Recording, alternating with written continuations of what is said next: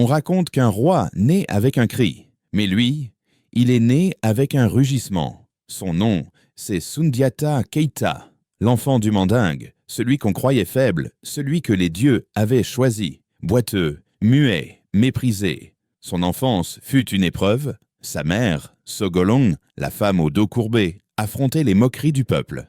Mais dans le regard de l'enfant brûlait un feu, le feu des anciens, le feu de ceux qui savent attendre leur heure. Les griots disaient « Quand le lion apprend à marcher, la brousse tremble ». Un jour, Sundiata se leva. Pour la première fois, il marcha, et ce jour-là, la terre du mandingue trembla. Ce n'était plus un enfant, c'était un roi qui se réveillait. Pendant que les autres se soumettaient au roi sorcier, Sumaoro Kante, Sundiata rassemblait les royaumes, les villages, les peuples dispersés. Il savait que l'Afrique ne pouvait survivre que si elle s'unissait. Les tambours de la guerre ont grondé, les lances ont brillé au soleil.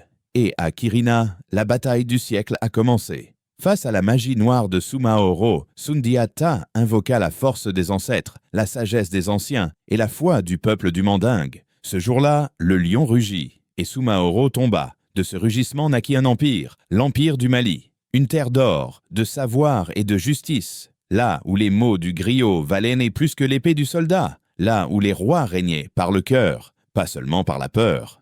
Sundiata Keita bâtit un royaume qui fit trembler les royaumes d'Europe. Et quand la poussière de la guerre retomba, les anciens dirent « Le lion du Mandé a parlé. L'Afrique ne sera plus jamais la même. » Voilà l'histoire d'un homme qu'on croyait perdu, mais qui a réveillé tout un peuple. Voilà l'histoire d'un roi qui prouva que le courage n'a pas besoin de jambes pour marcher.